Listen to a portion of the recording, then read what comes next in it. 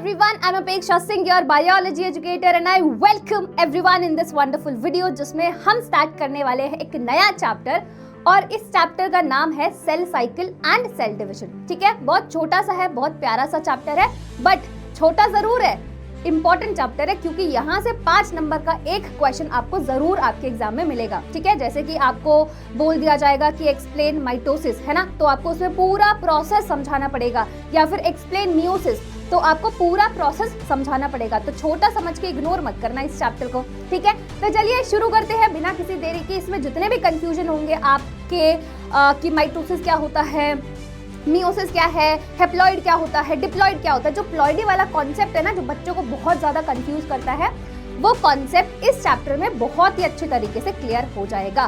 साथ ही साथ हम कुछ क्वेश्चंस को भी सॉल्व कर लेंगे तो और भी अच्छे तरीके से ये चैप्टर आपको क्लियर हो जाएगा। ठीक है, चलिए स्टार्ट करते हैं बिना किसी देरी के।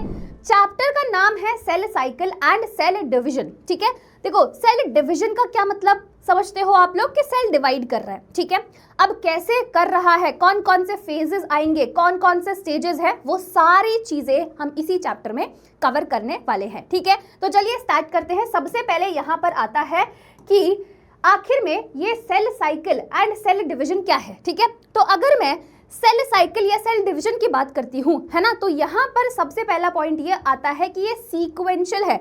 जो आपका सेल डिवाइड कर रहा है ना, वो एक सीक्वेंस में कर रहा है। जैसे अभी आप आगे जाके स्टेजेस देखोगे कि एस फेज क्या होता है, एम फेज क्या होता है, इंटरफेज क्या होता है, उसमें क्या क्या चीज़ें हो रही है। तो जो भी मैंने आपको ये चीज़ें बताई है ना, सारे सीक्वेंस में होते हैं। ऐसे नहीं कि एस फेज पहले हो गया, इंटरफेज बाद में हो रहा है और माइटोसिस बाद में हो रहा है, नहीं, सारी चीज़ें एक सीक्वेंस में होती है। ठीक है, तो इसी वजह से यहाँ पर क्या बोला गया, इनको ये सीक्वेंशियल है। ठीक है, एक सीक्वेंस में हो रहा है। ठीक है, बहुत ही बढ़िया बात है। साथ ही साथ जेनेटिकली कंट्रोल है ना, कौन कंट्रोल कर रहा है इनको, जीन्स कंट्रोल कर रहा है, एंड ऑर्डर्ड है। ठीक है, ये तो हो गया बेसिक सा इंट्रोडक्शन। अब हम समझते हैं कि आखिर में जनरेशन टाइम क्या होता है। ठीक है, क्या बोला मैंने बोला कि जनरेशन टाइम क्या होता है। तो जनरेशन टाइम हम उसको बोलते हैं एक सेल साइकिल को कंप्लीट करने में जितना टाइम जा रहा है, या फिर एक सेल साइकिल जितना टाइम ले रही है एक साइकिल को कंप्लीट करने में, that is called generation time. ठीक है, तो time taken to complete one cell cycle, एक साइकिल को कंप्लीट करने में जितना टाइम जा रहा है या जितना टाइम लिया जा रहा है, उसको हम जनरेशन टाइम बोलते हैं। जैसे कि ह्यूमन की अगर मैं बात करूं तो यहाँ पर जनरेशन टाइम 24 आवर्स का होता है। वहीं पे अगर मैं ईस्ट की बात करूंगी तो यहाँ पर जो जनरेशन टाइम होता है वो 18 मिनट्स का होता है। ठीक है, सॉरी 18 कह रही हूँ, 90 मिनट्स का होता है, माय बैड, 90 मिनट्स का होता है, 18 का नहीं। ठीक है, तो फिर से एक बार बताती हूँ, जनरेशन टाइम क्या बताया मैंने, time taken to complete one cycle, जिसको हम जनरेशन टाइम बोलते हैं। ह्यूमन का जो जनरेशन टाइम होता है वो 24 आवर्स का होता है, और वहीं पे अगर आप ईस्ट की बात करोगे तो 90 मिनट्स का होता है। आई बात समझ में? चलो, बहुत ही बढ़िया बात है। अब हम थोड़ा सा कहानी में और आगे बढ़ जाते हैं। ठीक है, अब यहाँ पर सेल साइकिल के 2 पार्ट्स हैं, है ना। कौन से हैं वो 2 पार्ट्स? पहले आ जाएगा आपका इंटरफेज, है ना, और दूसरा आ जाएगा आपका एम फेज, है ना। इंटरफेज और एम फेज, मैम इन दोनों के बीच में क्या डिफरेंस है? देखो, जो आपका इंटरफेज होता है वो आपका प्रेपरेटरी फेज है। प्रेपरेटरी फेज मतलब जहां पर आपका एक्चुअल सेल डिवीजन हो रहा है, जिस फेज में, वो किस में हो रहा होगा, आपके एम फेज में हो रहा होगा, है ना। इसी वजह से यहाँ पर क्या लिखा है, M phase, actual cell division. ठीक है, यहां पर आपका एक्चुअली सेल डिवाइड कर रहा होगा, बट सेल डिवाइड करने से पहले आपको कुछ ना कुछ तैयारी करनी पड़ेगी ना। आप ट्रिप पर घूमने जाते हो, है ना, आप ट्रिप पर घूमने जाते हो तो अपने लिए तैयारियां करके जाते हो कि नहीं, है ना। अगर आप गोवा घूमने जा रहे हो तो अपने लिए कपड़े खरीदोगे कि नहीं। लड़कियों का तो पूछो ही मत, मतलब उनका जितना ट्रिप का बजट होता है उससे ज्यादा कपड़ों का बजट होता है ना। तो भाई सेल डिवाइड करने से पहले कुछ ना कुछ तैयारियां तो करेगा ना, है ना। तो उस फेज को हम क्या बोलते हैं, इंटरफेज बोलते हैं, और ये आपका प्रेपरेटरी फेज होता है। इसको हम लोग नॉन ड्रामेटिक फेज भी बोलते हैं, और इस वाले फेज को हम ड्रामेटिक फेज भी बोलते हैं। मैम ये क्या है, dramatic phase, non dramatic phase? क्या यहाँ पर ड्रामा हो रहा होगा, क्या यहाँ पर ड्रामा नहीं हो रहा होगा? ऐसा कुछ नहीं, ऐसा कुछ भी नहीं है ना, कि कहीं सोच रहे हो कि यहाँ पर ड्रामा नहीं हो रहा होगा, यहाँ पर ड्रामा हो रहा होगा, ऐसा कुछ भी नहीं है। नॉन ड्रामेटिक फेज का मतलब होता है कि यहाँ पर जितनी भी सारी चीजें हो रही होंगी वो आपको माइक्रोस्कोप के अंडर नहीं दिखाई देगी, है ना। इसी वजह से हमने इसको नॉन ड्रामेटिक फेज बोला है। दूसरा, अगर आप एम फेज की बात करोगे जहां पर आपका सेल एक्चुअली में डिवाइड कर रहा है, वो आपका ड्रामेटिक फेज है। मतलब जो भी चीजें हो रही होंगी इस फेज में वो सारी चीजें आपको माइक्रोस्कोप के अंडर दिखाई देंगी, ठीक है। तो इसी वजह से इसको ड्रामेटिक फेज बोला गया, ठीक है। तो आई एम होपिंग आपको ये चीज बहुत ही अच्छे से क्लियर हो गई होगी। सेल साइकिल के दो पार्ट्स हैं, पहला आपका इंटरफेज है जो आपका प्रेपरेटरी फेज होता है, फिर आपका एम फेज है जहां पर एक्चुअली सेल डिवाइड करेगा, ठीक है। बहुत ही बढ़िया बात है ना, बहुत ही बढ़िया बात है। अब आ जाओ, जैसे मैंने आपको बताया था कि जो ह्यूमन है उसका जनरेशन टाइम कितना होता है, 24 आवर का, है ना। कितना होता है, 24 आवर का। अब इसमें से 23 आवर तो इसका प्रेपरेटरी फेज होगा, है ना। प्रेपरेटरी फेज होगा जिसमें सारी तैयारियां चल रही होंगी, जिसमें आपका रेप्लिकेशन हो रहा होगा, है ना, डुप्लीकेशन हो रहा होगा, ऑर्गेनेल्स का बहुत सारी चीजें हो रही होंगी जो हम आगे पढ़ेंगे, ठीक है। और सिर्फ एक ही घंटा होगा जहां पर एक्चुअली सेल डिवाइड कर रहा होगा, ठीक है। तो 95% क्या है, प्रेपरेटरी फेज है। सिर्फ 5% है जहां पर एक्चुअली सेल डिवाइड करेगा, ठीक है। क्लियर हो गया। ऐसे ही हम लोग ईस्ट का देख लेते हैं। ईस्ट का मैंने क्या बताया था, जनरेशन टाइम कितना होता है, 90 मिनट्स का, ठीक है। ये क्या है, जनरेशन टाइम 90 मिनट्स का। तो यहां पर अगर आप देखोगे, यहां पर 80 मिनट्स तो इसके प्रेपरेटरी फेज में जा रहा है, ठीक है। प्रेपरेटरी फेज में, तैयारियां वाले फेज में जा रहा है, और सिर्फ 10 मिनट्स जो है जहां पर एक्चुअली सेल डिवाइड करेगा, ठीक है। आई बात समझ में, चलिए बहुत ही बढ़िया बात है ना, बहुत ही बढ़िया बात है। अब हम बात करने वाले हैं इंटरफेस की। जैसे मैंने आपको बोला था कि वहां पर एक एक करके हम सबके डिटेल में जाएंगे, तो यहां पर हम बात करेंगे कि इंटरफेस क्या है, और हमने इसको 3 फर्दर फेजेस में कैटेगराइज किया हुआ है, डिवाइड किया हुआ है, ठीक है। तो इंटरफेस प्रेपरेटरी फेज है, इसको हमने फर्दर 3 और फेजेस में डिवाइड किया हुआ है। कौन कौन से है वो 3 फेज, पहला आ जाएगा आपका G1 फेज, दूसरा आ जाएगा S फेज, और तीसरा आ जाएगा आपका G2। G1, S फेज और G2। अब G1 में क्या होता है वो भी हम लोग पढ़ेंगे, आपके S फेज में क्या होता है वो भी हम लोग देखेंगे, और G2 फेज में क्या होता है वो भी हम लोग कवर करेंगे, ठीक है। कुछ भी छोड़ेंगे नहीं, ठीक है। चलिए स्टार्ट करते हैं। अब ये आपको दिख रहा है, ये पूरा जो ताम झाम आपके सामने है ये आपको बनाना है, ठीक है। ये इस चैप्टर में आपको नोट्स बनाने, प्रॉपर नोट्स बनाने हैं, क्योंकि मैं आपके लिए एकदम अच्छे तरीके से क्रिस्प एंड शॉर्ट नोट्स पहले से ही प्रिपेयर करके लेकर आई हूँ, ठीक है, ताकि आपको लास्ट टाइम पर शॉर्ट नोट्स के लिए कहीं भागना ना पड़े, ठीक है। आई बात समझ में। तो यहाँ पर जितने भी आपको नोट्स दिखाई दे रहे हैं, है ना, आप आगे भी आप देखोगे पूरा चैप्टर मैंने प्रॉपर नोट्स बनाए हुए हैं, तो उसमें जब आप उससे अगर आप ये नोट्स सारे बना लोगे तो आपको कोई दिक्कत नहीं होगी, ठीक है। चलिए स्टार्ट करते हैं। देखो ये हमने पूरा बनाया हुआ है ना। अब मैंने बात करी थी कि इंटरफेज और आपका एम फेज, है ना। इंटरफेज प्रेपरेटरी फेज है और आपका एम फेज जहां पर एक्चुअली में सेल डिवाइड करेगा। और मैंने आपको ये भी बताया कि इंटरफेज जो है उसमें भी, उसको भी हमने फर्दर फेजेस में डिवाइड किया हुआ है, G1 फेज, S फेज और G2 फेज, ठीक है। और ये आपका क्या हो गया, ये आपका एम फेज हो गया, ठीक है। ये आपका क्या हो गया, ये एम फेज हो गया, ये पूरा क्या हो गया, एम फेज हो गया है, ठीक है। अब एक एक करके हम देखेंगे कि G1 फेज में क्या होगा, है ना, S फेज में क्या होगा और G2 फेज में क्या होने वाला है, ठीक है। बहुत ही बढ़िया बात है। अब देखो यहाँ पर मानो कोई एक सेल है, ठीक है, यहाँ पर मानो कोई एक सेल है ना। अब ये एंटर कर गया है आपके G1 फेज में, तो यहाँ पर सबसे पहले क्या होगा, इस फेज में क्या क्या होने वाला है। सबसे पहले यहाँ पर RNA का रेप्लिकेशन होगा, ठीक है। जैसे मैंने बोला तैयारियां करनी है, क्या करनी है, तैयारियां करनी है, तो उसके लिए हमें जो सारी चीज़ों की ज़रूरत होगी वो हम लोग करेंगे ना प्रिपेयर, उसको हम लोग इकट्ठा करेंगे कि नहीं, है ना। अगर किसी भी चीज़ को डुप्लीकेट करना होगा तो वो भी हम लोग करने वाले हैं, ठीक है।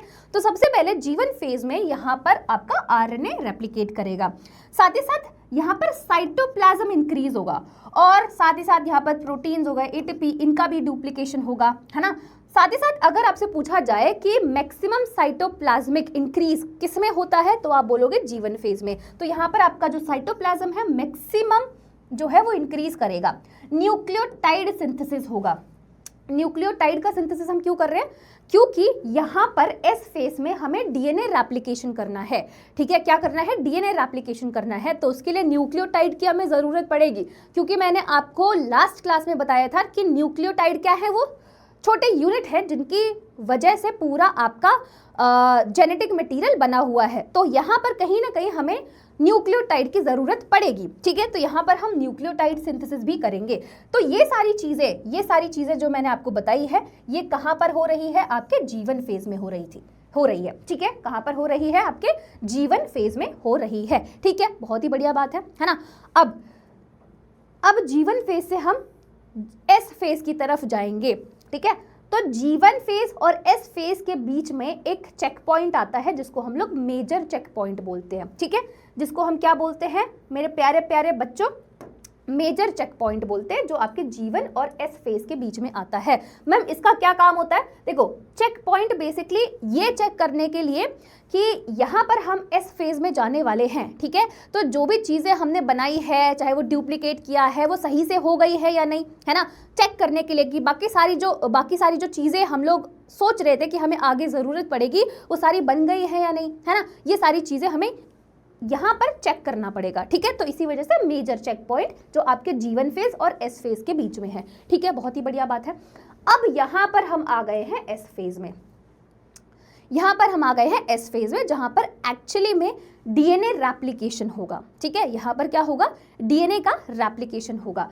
ऑल राइट, तो यहाँ पर आपका डीएनए रेप्लिकेट करेगा, यहाँ पर हिस्टोन प्रोटीन्स का डुप्लीकेशन होगा, है ना। फिर आपका जो सेंट्रोसोम है वो भी डुप्लीकेशन होगा, है ना, उसका भी डुप्लीकेशन होगा। ये सारी चीज़ें आपकी कहाँ पर हो रही हैं? ये आपकी सारी चीज़ें एस फेज में हो रही है, ठीक है। ये सारी चीज़ें आपके कहाँ पर हो रही है? एस फेज में हो रही है। आई बात समझ में? आई एम होपिंग आपको यहाँ तक की सारी चीज़ें क्लियर है, ठीक है। यहाँ तक की सारी चीज़ें आपको बहुत ही अच्छे तरीके से क्लियर है, ठीक है। All right, just give me 1 second.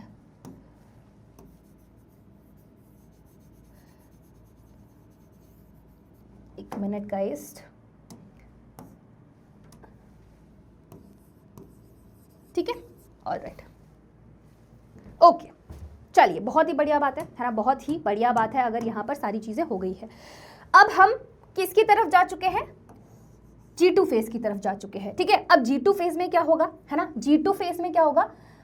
G2 phase में अगेन यहाँ पर देखो डीएनए रेप्लिकेशन यहाँ पर हो गया है ना। G2 फेज में आपके आरएनए प्रोटीन जो चीज़ें यहाँ पर हो रही थी ना, अब हमें यहाँ पर देखना है कि कोई चीज़ कम तो नहीं पड़ गई, है ना, क्योंकि हम एक्चुअली में सेल डिवीजन वाले उसमें जाने वाले, जहाँ पर आपका एक्चुअली में सेल डिवाइड करेगा।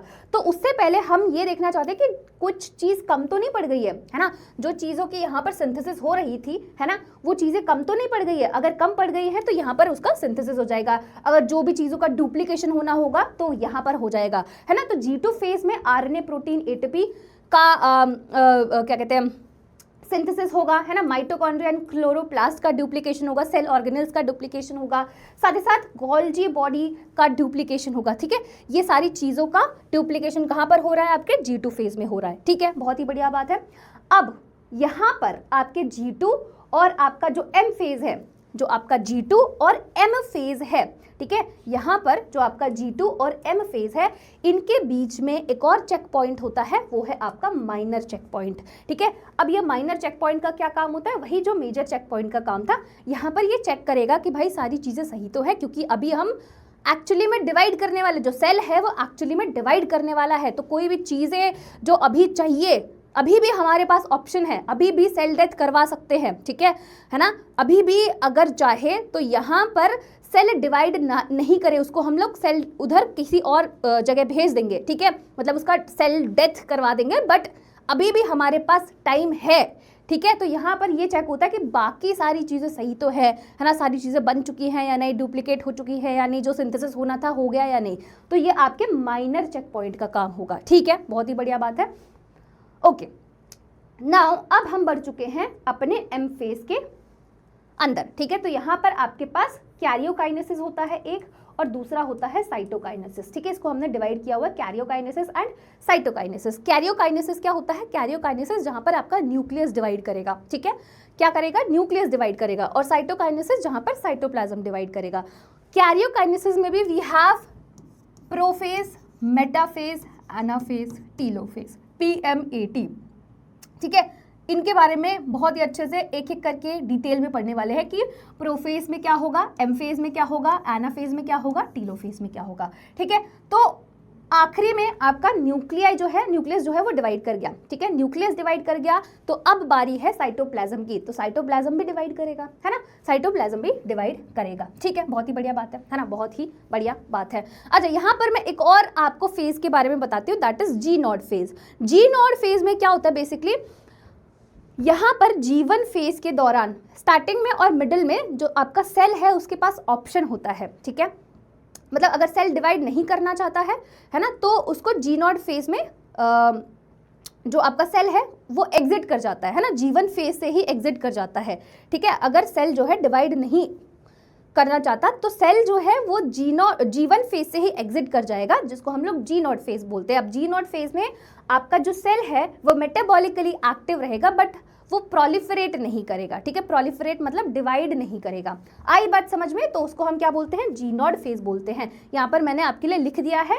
कि सेल्स मेटाबॉलिकली एक्टिव होते हैं but they do not proliferate, मतलब डिवाइड नहीं करते हैं, ठीक है, वो आपका जी नॉट फेज होता है। तो यहाँ से जो सेल है वो एग्जिट कर जाएगा, ठीक है, सेल क्या है, एग्जिट कर जाएगा जीवन के स्टार्टिंग में और इन बिटवीन, वैसे आपके एनसीईआरटी में एंड में दिया हुआ है, बट हाँ जीवन के स्टार्टिंग और बीच में कहीं सेल जो है एग्जिट कर जाएगा, और इस फेज को हम जी नॉट फेज बोलते हैं, ठीक है। क्लियर हो गई ये सारी चीजें, है ना। सो आई एम होपिंग आपको सारी चीजें बहुत ही अच्छे तरीके से क्लियर हो गई होंगी, ठीक है। तो यहाँ पर जो आपका इंटरफेज है वो आपका लॉन्गेस्ट फेज होता है, ठीक है। जैसे मैंने आपको बताया था भाई 95% कहाँ पर जा रहा है, प्रेपरेशन में, है ना, प्रेपरेटरी टाइम में जा रहा है, सिर्फ 5% ही है जहाँ पर एक्चुअली सेल डिवाइड करेगा। वो वाली बात हो गई कि भाई मूवी देखने हम लोग जा रहे थे और क्या कहते हैं, हमने बहुत सारा खाना और पॉपकॉर्न वगैरह ले लिए हैं, बट मूवी स्टार्ट होने से पहले ही हमारे पॉपकॉर्न खत्म हो गए, ठीक है, वही वाली बात हो गई ये तो, ठीक है, कि भाई मूवी मतलब जो काम था जो हमें करना था इतने टाइम तक वो हमने खत्म कर दिया पहले ही, ठीक है। चलिए, ऑल राइट, ओके, चलो बाहर आगे बढ़ते हैं, है ना, हाँ आगे बढ़ते हैं, ठीक है। अब हम आते हैं कैरियोकाइनेसिस में, है ना। कैरियोकाइनेसिस मैंने आपको बताया था जब आपका न्यूक्लियस का डिवीजन होता है, इसमें आपके पास 4 फेजेस है, कौन कौन से हैं, prophase, metaphase, anaphase and telophase, है ना। फिर उसके बाद हम समझने वाले हैं कॉन्सेप्ट ऑफ प्लॉइडी, ठीक है, ये बहुत ज़्यादा कंफ्यूज करता है बच्चों को, ठीक है, तो इसको एक बार हम लोग समझ लेते हैं कि आखिर में कॉन्सेप्ट ऑफ प्लॉइडी कहता क्या है, ठीक है। आइए, उससे पहले हम लोग एक बार क्रोमोसोम का स्ट्रक्चर देख लेते हैं, ठीक है, बहुत ही बढ़िया बात है ना, बहुत ही बढ़िया बात है। यहाँ पर अगर आप देखोगे तो ये आपके पास क्रोमोसोम का स्ट्रक्चर दिया हुआ है, ठीक है। यहाँ पर सेंट्रोमियर है जिसको हम लोग प्राइमरी कॉन्स्ट्रिक्शन बोलते हैं। यहाँ पर ऐसा प्रोटीन डिस्क होता है ना, प्रोटीनेशियस डिस्क होता है जिसको हम लोग काइनेटोकोर बोलेंगे, जिससे आपका स्पिंडल फाइबर जो है अटैच होता है ड्यूरिंग सेल डिवीजन। जब सेल डिवाइड कर रहा होता है उस टाइम पर जो स्पिंडल फाइबर बनेगा वो आपके इन्हीं प्रोटीनेशियस डिस्क से आकर अटैच होता है, ठीक है। क्लियर हुई ये चीज, चलिए बहुत ही बढ़िया बात है। ये तो हो गया कुछ क्रोमोसोम का स्ट्रक्चर। अब हम आ जाते हैं कॉन्सेप्ट ऑफ प्लॉइडी पे, ठीक है। ये समझना, इससे आपका सारा कंफ्यूजन दूर हो जाएगा। Haploid, diploid, n two n क्या होता है, सारी चीजें क्लियर हो जाएंगी, ठीक है। आइए देखो, अगर मैं गेमीट्स की बात करती हूँ, ठीक है, तो मानो ये मेल गेमीट है और ये फीमेल गेमीट है, ठीक है। मेल गेमीट और फीमेल गेमीट, मेल गेमीट क्या होता है, स्पर्म होता है, फीमेल गेमीट क्या होता है, एग होता है, ठीक है, बहुत ही बढ़िया बात है। अगर मैं गेमीट में देखूंगी, है ना, गेमीट की अगर मैं बात करती हूँ तो यहाँ पर सिर्फ 1 कॉपी ऑफ क्रोमोसोम होगा, या फिर आप बोलोगे 1 सेट ऑफ क्रोमोसोम होगा, ठीक है।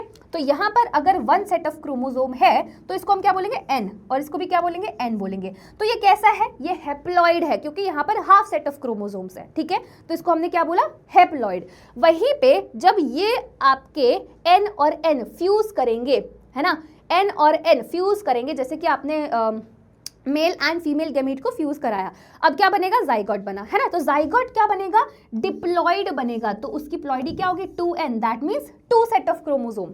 यहाँ पर हाफ था, है ना, सिर्फ एक ही कॉपी था, यहाँ पर आपके पास 2 कॉपी होगा, ठीक है, यहाँ पर आपके पास 2 कॉपी होगा। तो ये क्या हो गया, इसकी प्लॉइडी क्या हो गई, 2n हो गई, और ये डिप्लॉइड हो जाएगा। यहाँ पर प्लॉइडी n थी और ये आपका हैप्लॉइड था।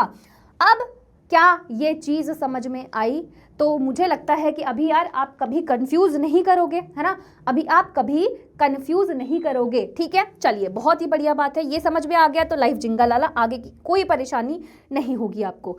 अब हम आते हैं अपने असली टॉपिक पे, है ना, अब हम आते हैं मुद्दे की बात पे, है ना। और मुद्दे की बात क्या है? मुद्दे की बात यह है कि हमें सीखना है कि माइटोसिस क्या है और मियोसिस क्या है ना। माइटोसिस में क्या होता है, मियोसिस में क्या होता है, कौन कौन से फेजेस हैं, कौन से फेज में क्या हो रहा है, ये सारी चीज़ें हमें देखनी है, ठीक है। तो चलिए शुरुआत करते हैं। सबसे पहले माइटोसिस की अगर मैं बात करूँ तो माइटोसिस को हम इक्वेशनल डिवीजन बोलते हैं, ठीक है। इक्वेशनल डिवीजन इसलिए बोलते हैं क्योंकि इसमें प्लॉइडी चेंज नहीं होती है, जो प्लॉइडी थी वही प्लॉइडी रहेगी, है ना। अगर कोई हेप्लॉइड है तो हेप्लॉइड ही रहेगा, ठीक है। आई बात समझ में? चलिए इसको एक हम एग्जाम्पल की हेल्प से समझते हैं। जैसे कि यहाँ पर आपके सामने एक सेल है ना, जो डिवाइड कर रहा है माइटोटिकली, ठीक है। यहाँ पर 20 क्रोमोसोम्स है इसके पास, ठीक है। हाइपोथेटिकली मान लो, मैंने आपको एक एग्जांपल दिया है कि ये आपका एक सेल है, इसमें 20 क्रोमोसोम्स है। अब ये माइटोटिकली डिवाइड कर रहा है। अब डिवाइड किया तो क्या बने? 2 डॉटर सेल्स बने, है ना, 2 डॉटर सेल्स बने, ठीक है। तो इनके अंदर भी 20 क्रोमोसोम्स ही होगा, ऐसा नहीं है कि डिवाइड करके तो 10-10 हो जाएगा, नहीं, 10-10 नहीं होगा। यहाँ पर 20 यहाँ था तो यहाँ पर भी 20 ही रहेंगे। आई बात समझ में, है ना। तो अगर मैं माइटोसिस की बात करूं तो ये जो डिवीजन है ये यूजुअली आपके कब काम में आता है? जब कहीं भी रिपेयर होना होता है आपकी बॉडी में, जैसे फॉर एग्जांपल चोट लग गई आपको, है ना, तो वहां पर रिपेयर होने के टाइम पर कौन सा डिवीजन होता है, कौन सा सेल डिवीजन होता है? आपका माइटोसिस होगा। या फिर जो आपके सेल्स है ना, जो ओल्ड सेल्स है उनको रिप्लेस करने के लिए उस टाइम पर होगा, है ना। या फिर अगर आपको मास ऑफ सेल बढ़ाना है तो उस टाइम पर क्या होगा? आपका माइटोसिस डिवीजन होगा, ठीक है। क्लियर हो गया, है ना। तो यहाँ पर मैंने आपके लिए क्या बातें करी कि इक्वेशनल डिवीजन बोला जाता है माइटोसिस को। दूसरा, यहाँ पर अगर 20 क्रोमोसोम्स है तो 20 ही रहेंगे, कोई भी चेंज नहीं आता है, ठीक है। बहुत ही बढ़िया बात है ना, बहुत ही बढ़िया बात है। चलो अब यहाँ पर हम बात करने वाले हैं कि 2 टाइप के सब्सटेंसेस होते हैं। पहला होता है माइटोजन और दूसरा होता है माइटोटिक पॉइजन। क्या डिफरेंस है मैम इन दोनों के बीच में? माइटोजेंस और माइटोटिक पॉइजन में क्या डिफरेंस है? माइटोजन ऐसे सब्सटेंसेस है जो माइटोसिस को प्रमोट करेंगे, है ना। जैसे कि एनिमल की अगर मैं बात करूं तो इंसुलिन हो गया, ठीक है। प्लांट की अगर मैं बात करूं तो ऑक्सिन और साइटोकाइनिन हो गया, ठीक है। ये आपके प्लांट ग्रोथ रेगुलेटर्स है जो क्या करेंगे? माइटोसिस को प्रमोट करेंगे कि माइटोसिस हो। वहीं पे अगर मैं माइटोटिक पॉइजन की बात करूंगी तो ये आपके माइटोसिस को इनहिबिट करेंगे, है ना, नहीं होने देंगे। एग्जाम्पल क्या आ जाएगा? आरएनएस, है ना, आरएनएस, ठीक है। क्लियर हुआ? तो माइटोजन और माइटोटिक पॉइजन याद रखना, ठीक है। चलिए बहुत ही बढ़िया बात है।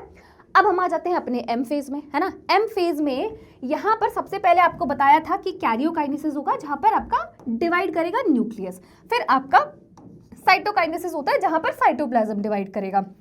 इसको हमने फर्दर प्रोफेज, मेटाफेज, एनाफेज और टीलोफेज में डिवाइड किया हुआ है, ठीक है। ऑल राइट, चलिए बहुत ही बढ़िया बात है, इसको डिवाइड कर रखा है ना। अब हम स्टार्ट करते हैं, कहाँ से स्टार्ट करेंगे? प्रोफेज से स्टार्ट करेंगे। तो जो आपका प्रोफेज है उसको भी हमने फर्दर डिवाइड किया हुआ है अर्ली प्रोफेज में और लेट प्रोफेज में, है ना। तो अर्ली प्रोफेज में क्या हो रहा होगा और लेट प्रोफेज में क्या हो रहा होगा, ये सारी चीजें हम लोगों को देखना है। भाई मैं पहले ही बता रही हूँ, बहुत ही सुंदर सुंदर डायग्राम आप लोगों के लिए बनाए गए हैं, बहुत ही अच्छे तरीके से। जितना भी कॉन्टेंट आपकी एनसीईआरटी में था और जितने भी इंपॉर्टेंट डायग्राम्स उस टॉपिक में है, वो सारे डायग्राम्स आपके लिए यहाँ पर बनाए गए हैं। तो प्लीज़ नोट्स साथ साथ बनाओगे तो खुश रहोगे, नोट्स नहीं बनाओगे तो फिर दुखी रहोगे। सिंपल सी बात है ना, क्योंकि लास्ट में आपको यही नोट्स काम में आने वाले हैं बस, ठीक है। चलिए आइए आइए मेरे प्यारे प्यारे बच्चों, देखो अब हम पढ़ेंगे कि अर्ली प्रोफेज में क्या होता है, ठीक है। अर्ली प्रोफेज की अगर मैं बात करूँ तो सबसे पहले यहाँ पर जो सेंट्रोसोम है वो ऑपोजिट पोल्स पे जाना शुरू कर देता है। यहाँ पर सेंट्रोसोम है, ठीक है, ये क्या है? सेंट्रोसोम है। ये अब यहाँ से स्टार्ट करेगा ऑपोजिट पोल्स पे जाना, ठीक है, बहुत ही बढ़िया बात है। साथ ही साथ जो आपके सेल ऑर्गेनेल्स हैं, आपका न्यूक्लियोलस है, आपका न्यूक्लियर मेम्ब्रेन है, ये सारे डिसअपियर होना स्टार्ट कर देंगे, ठीक है। क्या करेंगे? ये डिसअपियर होना स्टार्ट कर देते हैं। साथ ही साथ क्रोमैटिन जो है वो कंडेंस होना स्टार्ट करेगा। क्रोमैटिन क्या था, थ्रेड लाइक स्ट्रक्चर, ये कंडेंस होना स्टार्ट कर जाएगा ताकि क्रोमोसोम बन जाए। ठीक है, आई बात समझ में। तो यहाँ पर अर्ली प्रोफेज में क्या हुआ, सबसे पहले तो सेंट्रोसोम जो है वो ऑपोजिट पोल्स पे जाना शुरू कर देगा। यहाँ पर जो आपका क्रोमैटिन है, जो थ्रेड लाइक स्ट्रक्चर है, वो कंडेंस होना स्टार्ट कर देगा टू फॉर्म क्रोमोसोम, और साथ ही साथ जो भी आपके सेल ऑर्गेनल्स थे, आपके न्यूक्लियोलस था, आपका न्यूक्लियर मेम्ब्रेन था, वो भी डिसअपियर होना स्टार्ट कर देगा। तो ये सारी चीजें किसमें हुई, आपके अर्ली प्रोफेज में हुई। ठीक है, चलिए अब हम आते हैं लेट प्रोफेज में कि भाई लेट प्रोफेज में क्या होता है। तो यहाँ पर आप देखोगे है ना, इस डायग्राम की हेल्प से अगर आप देखोगे तो यहाँ पर न्यूक्लियर मेम्ब्रेन ऑलमोस्ट डिसअपियर हो चुका है। ठीक है, और आपके जो सेंट्रोसोम थे वो ऑपोजिट पोल्स पर जा चुके हैं, जैसे यहाँ पर आ गया है ये और यहाँ पर ये आ चुका है। ठीक है, तो लेट प्रोफेज में क्या क्या हुआ कि आपका न्यूक्लियर मेम्ब्रेन ऑलमोस्ट खत्म, टाटा बाय बाय हो चुका है, और साथ ही साथ जो सेंट्रोसोम है वो ऑपोजिट पोल्स पर जा चुके हैं। ठीक है, ये तो हो गया आपकी प्रोफेज की कहानी। ठीक है, चलिए अब हम आते हैं मेटाफेज पे। ठीक है, अब हम यहाँ पर बात करने वाले हैं मेटाफेज के। मेटाफेज पे क्या होता है, देखो सुनना मेरी बात ध्यान से, है ना।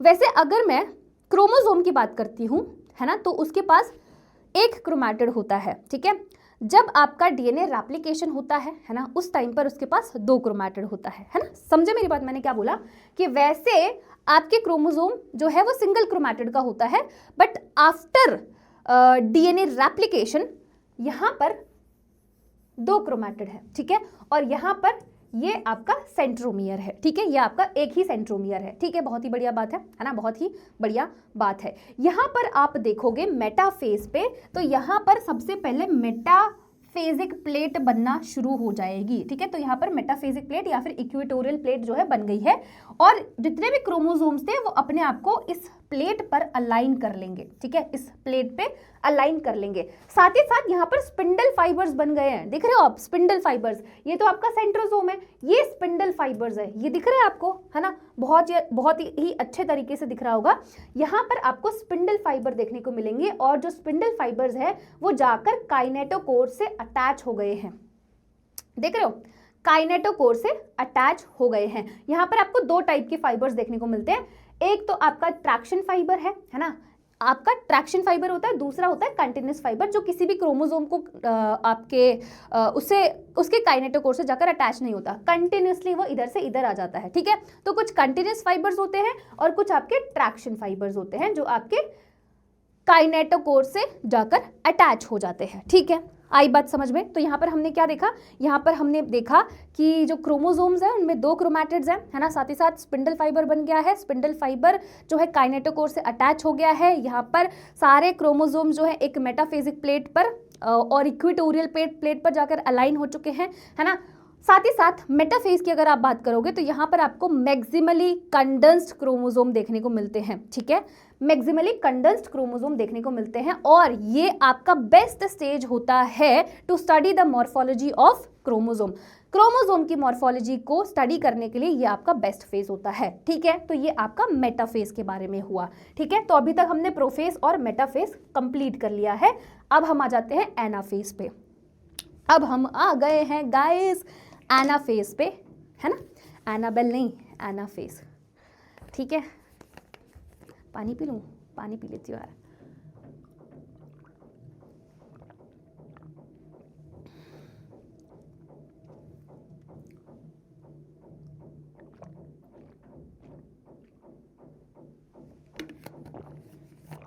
चलिए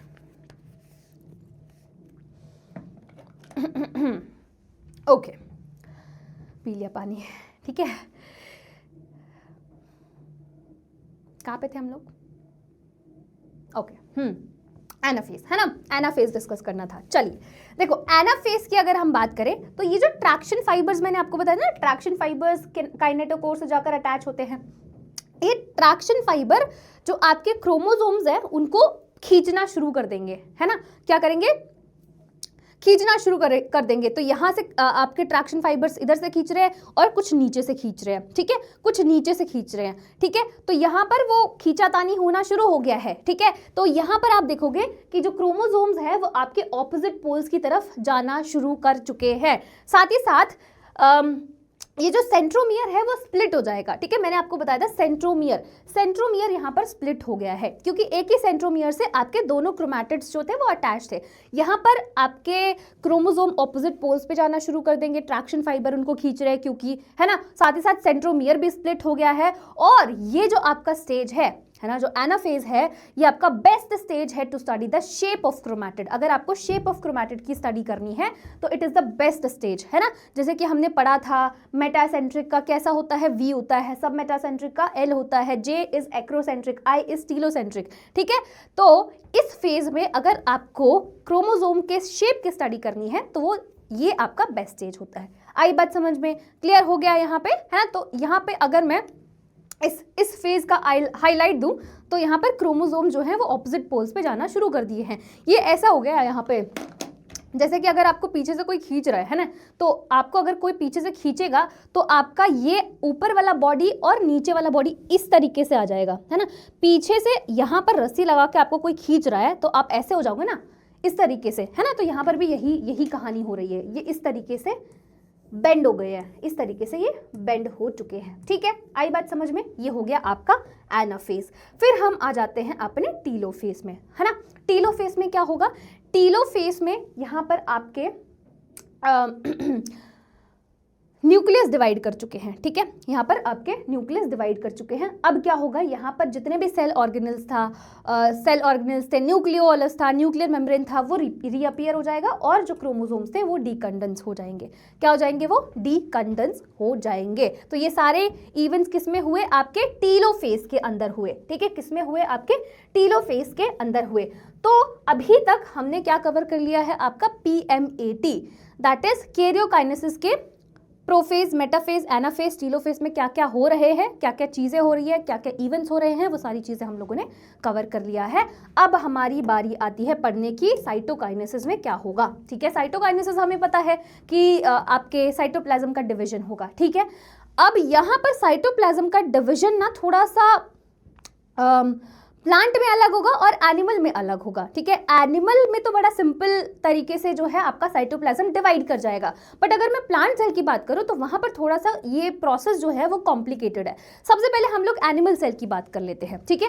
एनिमल सेल की अगर हम बात करेंगे तो मैंने आपको सेल वाले चैप्टर में बताया था कि माइक्रोफिलामेंट होते हैं जो आपके साइटोस्केलेटन का पार्ट है ना। तो माइक्रोफिलामेंट क्या करते हैं, यहाँ पर जो आपका प्लाज्मा मेम्ब्रेन है, क्योंकि यहाँ पर कोई सेल वॉल नहीं है, जैसे मैंने बोला ना कि प्लांट सेल में अलग होगा, एनिमल सेल में अलग होगा। क्यों अलग होगा, क्योंकि प्लांट सेल में सेल वॉल प्रेजेंट होती है, तो कहीं ना कहीं सेल वॉल के प्रेजेंट होने की वजह से ये जो प्रोसेस है थोड़ा सा कॉम्प्लेक्स होता है। बट यहाँ पर सेल वॉल नहीं है, तो यहाँ पर हो कैसे रहा है ये प्रोसेस, यहाँ पर आपका प्लाज्मा मेम्ब्रेन को अंदर की तरफ खींचा जाएगा, और वो खींचने का काम कौन कर रहा है, आपका माइक्रोफिलामेंट कर रहा है, ठीक है। यहाँ पर सेल फरो बनेगा, ठीक है। तो यहाँ पर अंदर की तरफ खींचा जा रहा है, सेल फरो बनेगा और इस तरीके से साइटोप्लाज्म डिवाइड कर जाएगा, बहुत ही सिंपल तरीके से, ठीक है। इसी वजह से हम इसको सेंट्रीपिटल साइटोकाइनेसिस बोलते हैं। सेंट्रीपिटल साइटोकाइनेसिस क्यों बोलते हैं, क्योंकि बाहर से अंदर की तरफ, है ना, खींचा जा रहा है। बाहर से अंदर की तरफ अगर आप खींचोगे तो बीच में से जो साइटोप्लाज्म है वो डिवाइड कर जाएगा।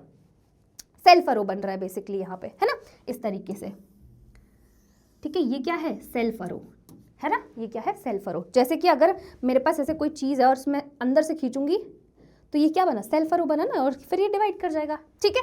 अब हम आते हैं प्लांट सेल पे। प्लांट सेल में थोड़ा सा प्रोसेस कॉम्प्लिकेटेड होता है, ठीक है। कैसे होता है, यहाँ पर अगर मैं बात करूँ तो यहाँ पर आपके, जैसे कि ये आपका सेल वॉल हो गया, ठीक है। यहाँ पर आपका न्यूक्लियस डिवाइड कर चुका है, ऑलरेडी न्यूक्लियस जो है वो डिवाइड कर चुका है।